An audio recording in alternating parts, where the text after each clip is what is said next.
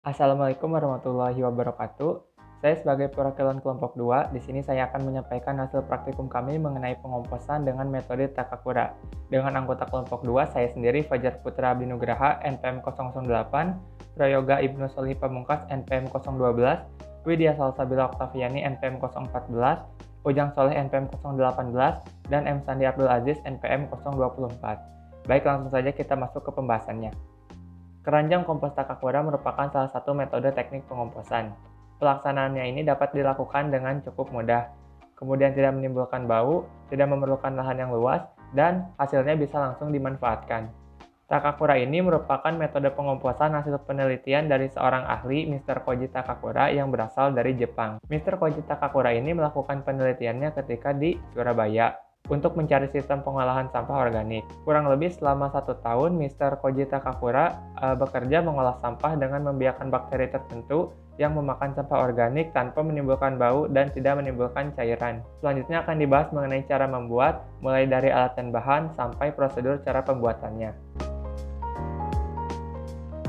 Pertama, untuk alat dan bahan yang digunakan ini ada karung beras, kemudian wadah, sekam, pelepah pisang kering, serasah daun, dan juga tanah yang kering. Kemudian untuk langkah kerjanya itu yang pertama, siapkan alat dan bahan yang akan kita gunakan. Kemudian yang kedua, masukkan tanah kering ke dalam karung dengan tinggi 5 cm.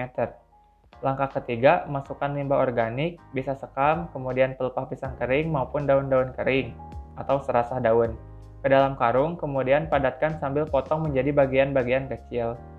Langkah keempat, tutup kembali dengan tanah setinggi 5 cm.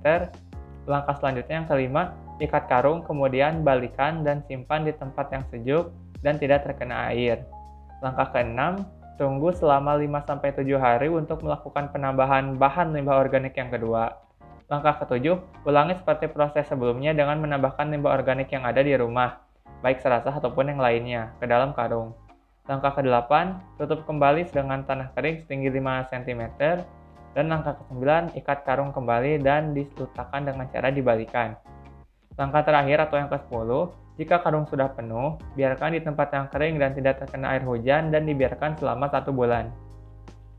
Selanjutnya terdapat beberapa pertanyaan dan di sini saya akan mencoba menjawabnya. Pertanyaannya adalah, analisis kelemahan dan kelebihan dari metode yang saudara pilih dan bagaimana solusi untuk mengatasi kendala kelemahan yang ada.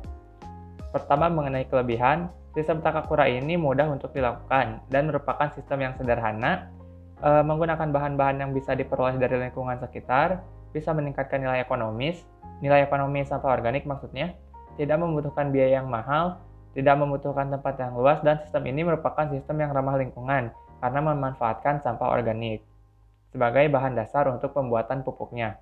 Kemudian untuk kekurangannya, Takakura ini membutuhkan waktu yang cukup lama dan menggunakan bakteri EM4 yang dapat menimbulkan rasa gatal apabila terkena kulit. Pertanyaan selanjutnya mengenai jelaskan ciri-ciri keberhasilan pembuatan Takakura. Jadi, ciri-ciri kompos yang sudah siap untuk menjadi media tanam ini tidak lengket di tangan, seperti coklat bubuk yang kasar tetapi kering, dan baunya sangat segar seperti tanah yang habis terkena hujan, kemudian tidak ada lagi bau busuk dan dingin, warna bahan organik yang telah dimasukkan pun warnanya akan berubah menjadi warna kehitaman. Cukup sekian yang dapat kami sampaikan. Terima kasih atas perhatiannya. Wassalamualaikum warahmatullahi wabarakatuh.